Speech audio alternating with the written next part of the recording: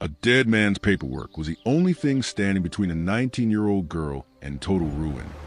And a company that Bulldozed Vineyard didn't even bother to read it first. Picture this: 18 acres of grapevines, planted by hand over 3 decades, gone in a single afternoon.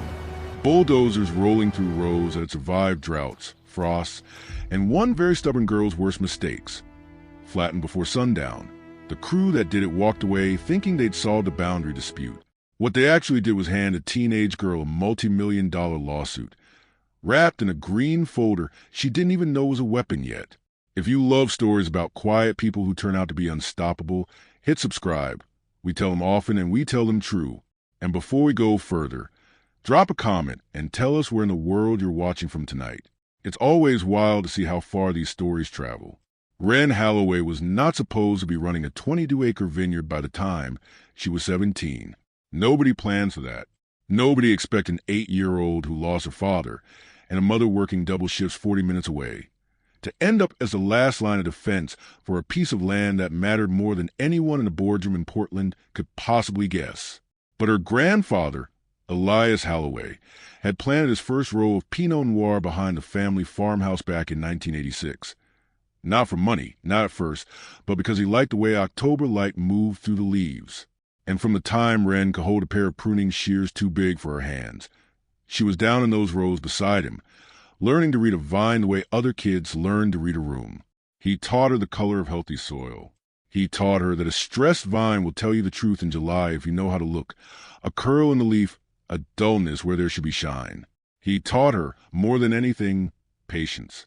You cannot rush a grape into ripeness. You can only wait and watch and write things down. She wasn't perfect. Her first year running irrigation alone, she flooded a block of Chardonnay and drowned a fifth of the crop. She was furious with herself for a week. Her grandfather didn't yell. He handed her a notebook instead and told her that every serious farmer he'd ever respected kept one. And the ones who didn't were the ones who made the same mistake twice. She never flooded that block again. By the winter, Elias died. Quietly in his sleep, the year Wren turned 15, the vineyard had grown into something real. 22 acres. Pinot Noir on the upper slope. Pinot Gris down near the creek. And tucked into the southeast corner, half an acre of something almost nobody else in the state was growing. An old Austrian varietal called Blaufränkisch, propagated from cuttings Elias had smuggled home in the early 90s and nursed, vine by vine, for over 20 years. A few serious restaurants in Portland had started asking for it by name. Wren didn't sell. She didn't leave for the city. She stayed in the farmhouse with her mother, finished school online before sunrise, and spent every afternoon exactly where her grandfather had spent his, in the rows, notebook in hand, doing the slow, invisible work nobody claps for. What she didn't fully understand yet, not really, not until it was the only thing standing between her and losing everything, was a form her grandfather had filed 9 years earlier with the state's Agricultural Heritage Lands Program, a quiet designation, protected status for land that met certain conservation and continuous use standards. Elias had filed it the way he filed everything, dutifully, without ceremony, and then never thought about it again. Nobody had ever needed to. Not until a company called Cedar Summit Development closed on 400 acres 2 ridgelines over. The resort project already promised investors a construction deadline already locked in and a survey map drawn up just a little too fast that placed a boundary line 18 acres deep inside Wren Halloway's vineyard. Cedar Summit's lawyers reviewed the chain of title. Their surveyors filed a competing map. Their project manager sent letters, polite ones at first, then less polite, then a final one that used the word trespassing to describe 18 acres of vines that had been rooted in that hillside since before most of Cedar Summit's executives had graduated college.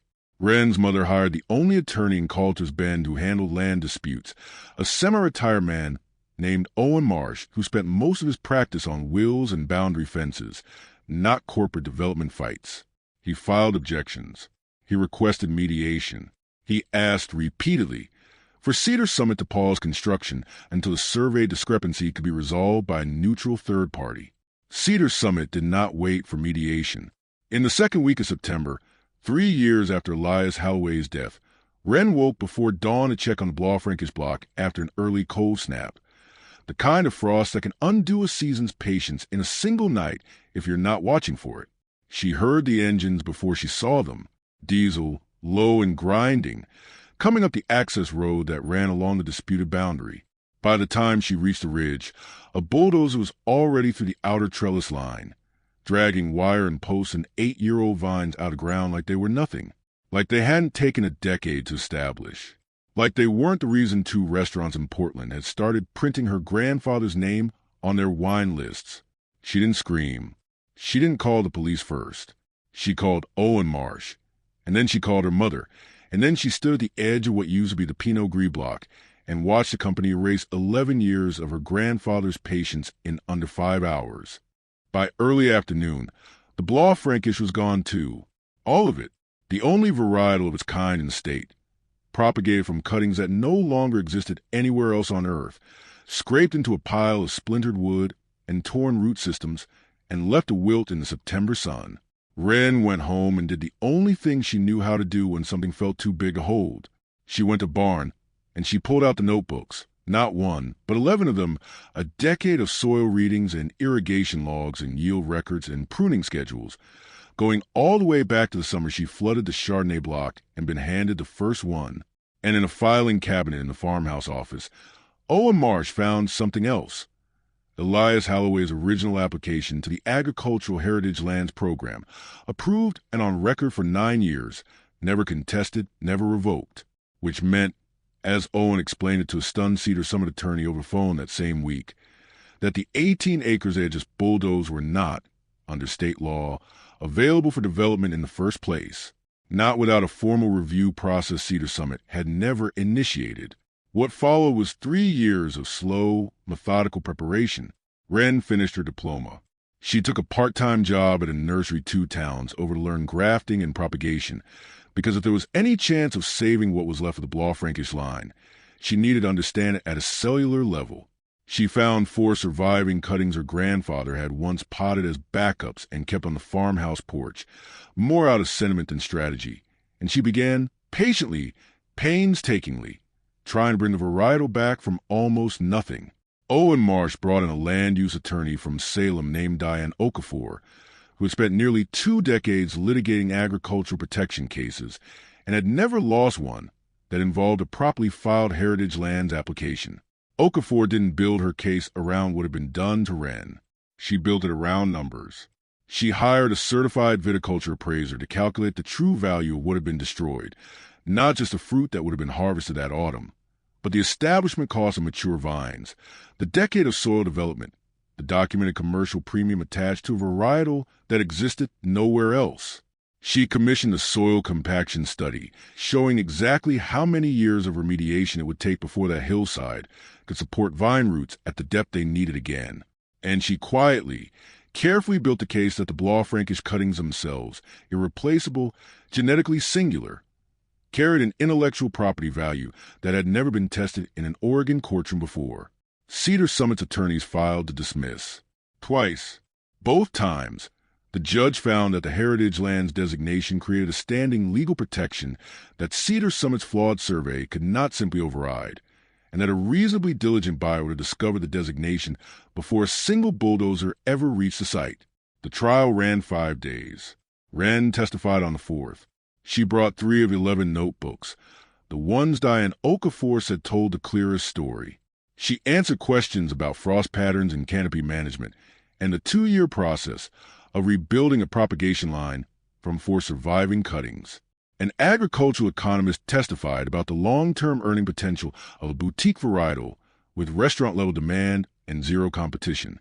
A viticulturist from a university extension program confirmed, under oath, that the Blanc Frankish vines Elias Halloway had cultivated were genetically, functionally irreplaceable outside of Wren's own greenhouse.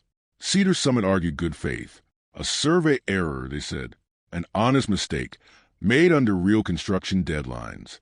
The jury did not see it that way. The verdict came back at just under $4 million, crop and vine value, soil remediation, lost future earnings from the Blanc Frankish line, and a punitive award for what the court called a reckless disregard for a documented, protected agricultural designation.